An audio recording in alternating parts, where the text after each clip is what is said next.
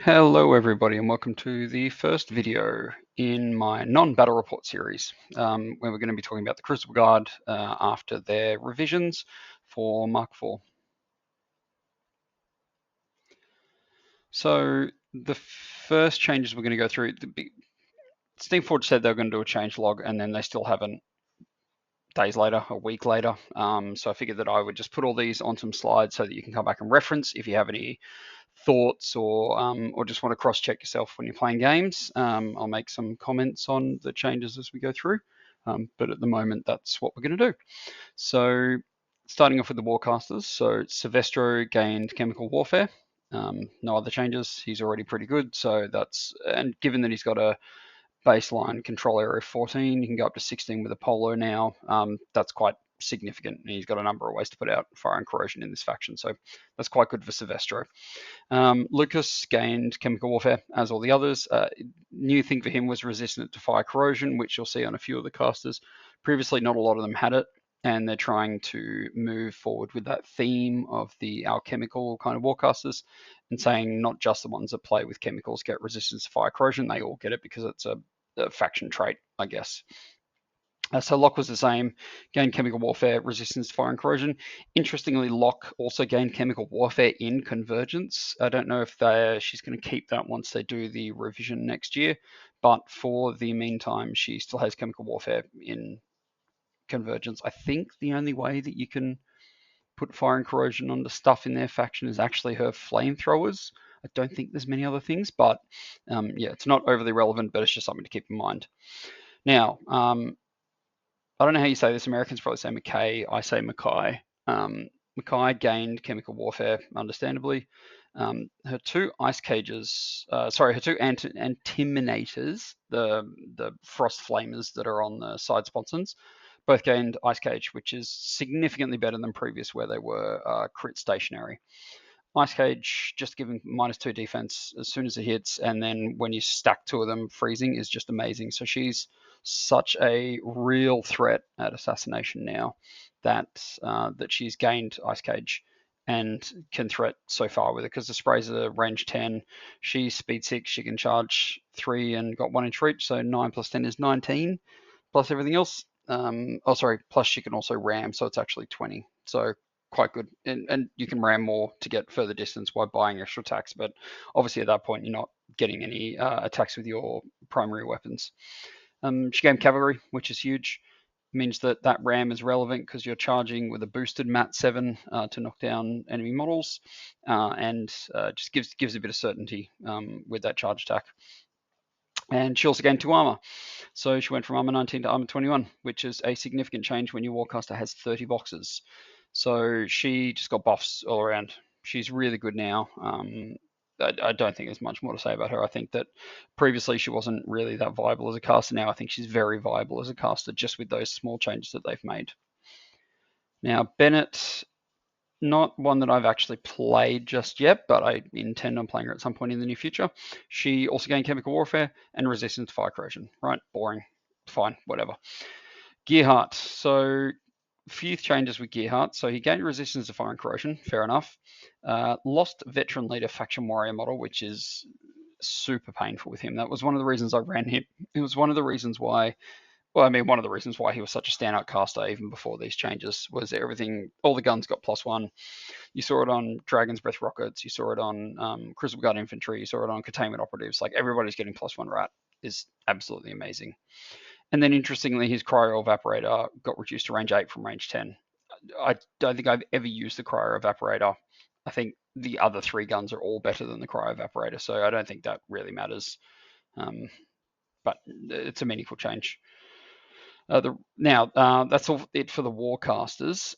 So I've also just shoved the Railless Interceptor onto this page because it's basically had the same upgrades as Mackay, but it dropped 1 point to 12. But then it gained cavalry, it gained +2 armor, it gained ice cage on its antiminators, and then also, which I've failed to write on this slide, is that its weapons were previously critical effects, so critical fire, critical corrosion. Now it just auto does it. And so it's got an AoE 3 with auto fire or auto corrosion. You can buff it with the combat alchemist to give it the condition that it hasn't automatically put out. Interceptors are insane.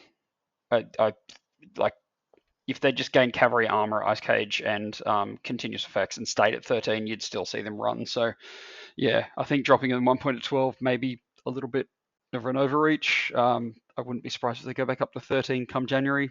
I don't know. We'll see what happens. Crucible Guard seem to be playing pretty well with trains in the current meta, so we'll see what happens. But yeah, that's all the Warcasters. So now we'll move on to the Warjacks. So the Toro gained resistance, fire, and corrosion. So it didn't have them previously, has them now. For some reason, lost trample. I don't know if that's actually intentional, but at the moment, if we're playing as per the rules on the cards, it doesn't have trample. The suppressor gained both barrels on its fists, which is good. Sorry, on its sprays, which is good. Go up to power 16. If you're doing a rust against a Warjack, it means that it's essentially a power 18 spray, which is boostable. So fine, good. It also got power plus one on its fist. So previously it was 14, now they're up to 15, which is not irrelevant, right? And then finally, previously, when you would shoot with the sprays, like a rust or an ice cage, you didn't do any damage. It was you basically didn't cause any damage at all. Now they're power 12, which is relevant because you get to apply these effects and have a damage roll against them. And again, as I said, with the rust, if you're targeting enemy constructs, they're effectively a power 14 instead of a power 12. So you get 2 power 14s against the target. Pretty good, right? So the Vindicator, interestingly, the blast damage on its gun went up from 8 to 9, so it's now 14.9 instead of 14.8. Like, don't get me wrong, blast of power 9 is good, but I don't know if it's meaningfully different than 8. Interestingly, in line with the change of the losing trample on the Toro, just another oversight. For some reason, the Vindicator now is technically on a 40 mil base. For some reason, that hasn't been changed back yet. It is what it is. And then finally, the Vulcan, nothing changed. Like, it's still the best Warjack. You still want one in basically every single list. Yeah, Vulcan's Vulcan. The light Warjack. So the Vanguard gains resistance to fire and corrosion, as previously it didn't have it. Now it does have it. It also gained Anchor, which is no knockdown in base to base, which is a nice little rule. I think at 9 points, it's in a difficult spot. Like, I understand the value of a shield guard, and especially it's the only shield guard in this faction, which is not irrelevant. But at the same time, you pay 1 more point, you get a Toro. You pay 2 more points, and you get a suppressor. Like, I don't. Or I guess you pay 3 more points, and you get a railless interceptor. Yeah, I don't see the value in it. I think maybe if they dropped it to 8, you might see them, but I think 9 is just too expensive for this model for what it is, even with those buffs. So then the Retaliator had a few changes. So they lost the Black Humor shot, which was Grievous and Corrosion, I think. But it gained Withering Humor, which is obviously just better in every way, shape, and form. Buffs for the entire army is good. And interestingly, all the shots are now power 12. So instead of before, like when you shot with oil or with the humor shot, it was, I think the humor shot actually hit at power 12. It was the only one. There's a crit knockdown one, which was, I think, reduced to power 8. Like, it just fiddled with the power for no appreciable reason. So now it's power 12 on all 3 of its sprays, which is decent. And again, Wither Humor, which is just amazing. So I think that staying at 8 points is significantly good. And then finally, the Liberator is unchanged. Oh, here you go. I put the Ralis Interceptors here as well, because I had a pretty picture of Ralis Interceptors. So yeah, so as before, Ice Cage, Cavalry, +2 armor, our Chemical Cannon, automatic continuous. Good, right, great. We all love the Ralis Interceptors because they are amazing now, and everybody should have 2 trains because you can print them these days. So let's go on to the solos. So Gorman 1 and Gorman 2 are gone, which is sad because I literally bought both of the models recently. I was playing Gorman 1 in a couple of Gearheart lists because he made him Rat 7 and then he gave him Snipe for a range 9, like redundant Rust or Blind. Anyway, it's irrelevant now because he's gone. Can't use him, right? Who cares? I shouldn't even be talking about him. Hutchuck went down to 4 points. Hutchuck's okay. So he's an 8-box solo that can throw a rust bomb or a brain damage. Like, it's access to brain damage in the faction. I think he probably has a place. I haven't played him yet. I've got him. He's painted. I'm going to play him. I just don't know where I'm going to put him just yet. He was going to go with Gearheart, but then because he lost the veteran leader warrior, he's still only rat 6, so instead of rat 7. So I don't know if he fits there. But I think he's got a place, and he will see some play once people have kind of settled down and looked at all the other options. I think he will be seen to be worth 4 points maybe. The Ascendant Mentalist unchanged, still good, right? 4 points. I know that there are a lot of people on podcasts and whatever talk about them like being easily killed by a boosted damage roll, but in practice, I haven't seen that happen. You need an AoE 3 weapon to kill and then you need to boost it, and it's also got resistance blast, and if you stack it with D-Cell with Gear Heart, for example, it's another +2. Like, yeah, I just don't see it. Still great. Alice unchanged.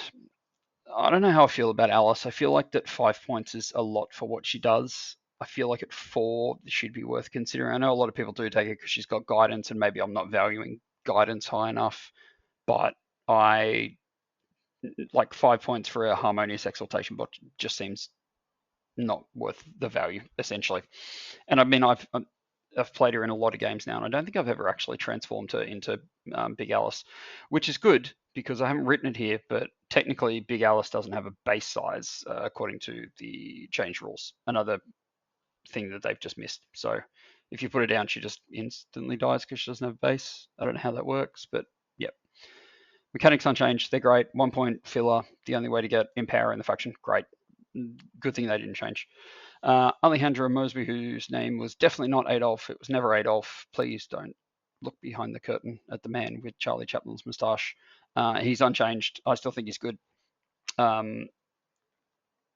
Yeah, I know a lot of people don't like him, but +2 power and overtake is especially good on the failed experiment. So if I'm including the failed experiments in a couple of units of the assault troopers, then I'm probably going to run Alejandro as well.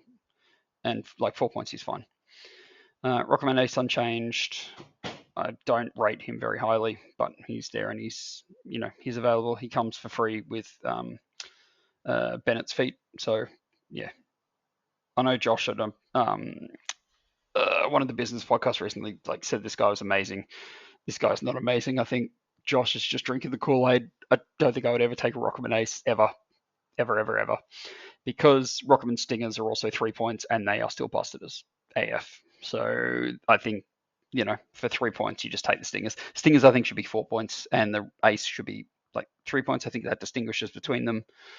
Anyway, Stingers are unchanged. We got away with murder. It's great. Prospero, again, speaking of getting away with murder, retained guided fire, which I think everybody thought he was going to lose. And then he also retained veteran leader Warjacks for some reason. Sure. Prospero is still amazing. He should be 5 points instead of Alice. Anyway, Prospero should not have changed. Should not have stayed at 4. This is why I think there's a whole. I think they're going to be hit quite a bit in the January update because there are a few things here to me that just feel off. Transers are unchanged. Transers are great for 2 points. I have a Gear Hut list where I run 4 of them because I just think they're amazing. They're not as good now because he made them Mat 5, which was relevant. They're still Mat 4. They're fine. They're fun to play as well, so I quite like them. Now, the biggest change in the solos is the Dragon's Breath rocket becomes a solo instead of a unit, which I'm kind of disappointed in because I used to enjoy putting them with a unit, but the way that unit movement interacts now, it made them kind of janky. Yeah, speed 4, 5 health solo, sure. It's probably absolutely fine and it's probably completely worth it. It's 4 points, so whatever, that's fine. It's sad. I don't like it. It's sad, but nobody likes change. All right, so I thought I'd save the Combat Alchemists for their own slide because these guys have changed so much that they've basically had a complete rework of how they run in an army. Because previously they were essentially, for me at least, a cheap cloud wall, and then once they'd done their second turn 1, turn 2, turn 3 cloud wall, then they were just ice cage bots essentially, and that was fine at 4 points. So the points increased to 5. They lost Ice Cage, so they can't be Ice Cage bots anymore. They gained Spontaneous Combustion instead, which is fine. They're power 12. They're 12-8. I'm going to have a look at this because I can't actually remember what the blast damage is. I think it's 12-8, and they get extra dice if the model that they're hitting has continuous effects on them. Don't think you're ever going to use them for that. It's probably going to be very late game and very niche if you do end up using them for that. the thing that they do now is they have 3-star actions. So you can give a friendly model, so not friendly faction. Oh, sorry, not even friendly. It's just a model. Doesn't have to be friendly. Doesn't have to be friendly faction. You can just give a model continuous fire, continuous corrosion, or magical attacks on all of their attacks as well. And so the easiest way, or the best way, I guess, to use this is on a Vulcan. So you get 2 shots that AoE 3, and they cause continuous fire and continuous corrosion if you want, because you can treat the same model as well, which is because they're different named effects. So it seems really good, right? I think I would 100% be using that. Not every game, but most games, especially with Silvestro, for example. Sorry, no, the alchemical grenades are 12-6, so irrelevant. You're never going to use it anyway. They can still cloud wall, which probably is not a good use for them anymore at 5 points. If they had 5 boxes each or something, then maybe you could use them as a frontline cloud wall. I think they just die, so there's no point using them for that. But how I'm going to use these guys, so I'm going to try them with Lucas, because I have Invictus in my list with Lucas. So if you can do fire treatment on Invictus, who has an AoE 3, Magnus, who has an AoE 2, and then the Vulcan has an AoE 3, you're just spreading fire out across their whole army. Seems really strong. But yeah, these guys look really good. I think it's a nice change. It's a different way to play them, and it's going to kind of push some innovation in the space. And then separately, the Crucible Guard Infantry and the Rocketmen. So I think that these both kind of fill a similar role. The Crucible Guard Infantry are 11 points. The Rocketmen are 9 points. The Crucible Guard Infantry, their stats are 12-14. The Rocketmen are 15-11. So they both add up to 26. They just do things different ways, right? The Crucible Guard Infantry, speed 6, range 12. The Rocketmen are speed 7, range 10, or bombs are range 4, I guess, technically. The Crucible Guard Infantry changed quite a bit. So they had shot types on their guns previously for crit fire, crit corrosion, and crit dispel. So I really liked the crit dispel previously and used it quite a bit with Gearhart, because he can make their attacks boosted. And it was a way to get rid of things like Inviolable Resolve or Surefoot, or any of the armor buffs, essentially. But now they can't do that. Now all they do is stand and aim and shoot, right? So aiming to range 16 is good, don't get me wrong. But they don't do much else. Like snipe from Gearhart to make them range 19, sure, like that's also good. Like sniping, standing still and shooting at range 19 with CRA is not nothing. I just think they're too expensive for what they do. And when they cost 11 and the Rocketmen cost 9, I think that you just take the Rocketmen. If the Crucible Guard Infantry were like 10 and it was 6 and 4 or 6 and 3 and they were both 9, I think you'd have a much more difficult discussion. But I think as we are now, I think you just take the Rocketmen. So right, their big change. So the unit didn't change at all. Nothing at all changed. The only thing it changed is that they gave the unit attachment the mission objective mini feat, which is so good. I played it quite a bit on the Gravedigger Commandos, and it just dials that unit up to 11 on the turn that it wants the mission objective. And usually after that uses it, they're going to die. And so you get quite a good use out of it may be different with the Rocketmen because they're def 15 and they get granted dodge as well, and they get granted repo, so you can spread them out so they're not taking blast damage. And if your opponent misses your def 15 model, they can dodge out of the way. So yeah, Rocketmen good. I'm probably going to have 2 units of them now, where I was running 0 units of them before. And yeah, and that's literally just the addition of mission objective, just to give them that bit of versatility and make them a bit more punchier. I really like that change, and I think it's I wouldn't say quite inspired, but it's good. I like it. So the other units that have changed, Containment Operatives unchanged, fine. They're fine as they are at 6 points for 3 dudes with range 14 guns that will do critical effects, absolutely fine. Stormtroopers went from 5 boxes to 8, still cost 9 points. Again, absolutely fine. They have carapace, they don't want to be getting in combat. So 8 boxes is actually probably a fairly significant change for them. It just means that they're not going to be killed from range and they're going to be able to fire back. These guys take the buff from the Combat Alchemist quite well, because they aim to range 16 and they've got AoE 2s. I think you might see these guys a little bit more than you did previously, just based on that and backed up by unit of combat alchemists. The assault troopers again went from 5 boxes to 8, and their points increased. They were probably worth 8 points when they were 5 boxes. So the fact that they've got 8 boxes now and they're still only 8 points is just great. They're still the mainline like melee unit for Crucible Guard, and they're just really good. Dragon's Breath Rocket disappeared. Now it's a solo. Yep, fair. Failed Experiments went up to 8 boxes. It's, again, quite good. It means that with Impervious Flesh, you need to do essentially 23 damage to get rid of them. Difficult on range attacks with 2 dice, or range attacks even with 1 dice if you can't boost. So they're going to be essentially immune to infantry small arms fire. But you're going to have to dedicate big guns to take them out. And when you take them with castles like Silvestro, where you can revive and bring them back and then heal them during their turns, really good. The Rocketman Gunners, again, they're unchanged. They can have the CF mission objective. I don't know if you want to do that, but I think it's interesting if you're writing like a specifically anti-Warmachine, or sorry, anti-Warjack list. I think that potentially has a place, because Power 16 Weapon Master shots with, rust on the target, for example, is a Power 18 Weapon Master, and there's 3 of those dudes, each of them doing straight dice, that's 33 damage. Like that kills a heavy. That kills an Armor 18 heavy. I know Armor 18 is not that good these days, but, that kills a Signar Warjack that would cost probably twice what they do, because they're what? I think they're 5, 7, yeah. So you could quite easily kill it's good. You can kill like you kill a Valiant with that, with Rust, like with three guys. Seems quite good. They still don't have boxes. They're still just Rocketmen. So I don't know if you actually run them, but they seem okay for what they are.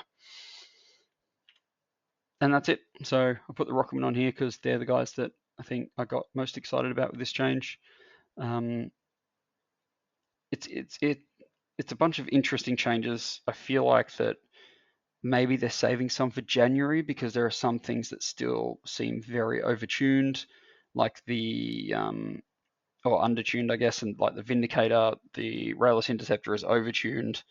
A few of the melee models, so the Assault Troopers, for example, still feel like they're better than the Failed Experiments. The Failed Experiments are still boring. They're just more resilient now, and boring's not good when you're playing an army like a game like Warmachine. I think points come down on a few things. I think that things besides the Assault Troopers, everything else is probably where it should be. I wonder if maybe the Stormtroopers come down to 9 and the Stormtroopers come down to 8 and the Assault Troopers go up to 9.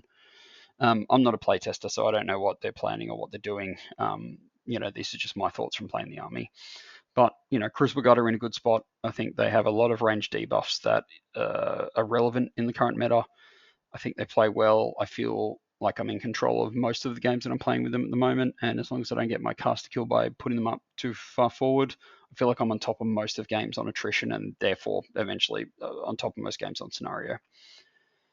So yeah, those are my thoughts. So let me know if you like this kind of video, because I can make more if people are into it. Most of the stuff's probably going to be at the moment about Crucible Guard or Convergence, because I've just bought a lot of Convergence models to do that army, because I know that the 3D print's coming up sometime next year, and they'll be looked at it in a similar way to Crucible Guard, and so that gets me excited. These are the 2 factions that I played in Mk4 before I stopped playing. So I really like it when they do these changes, when they focus on these legacy factions. It feels like, the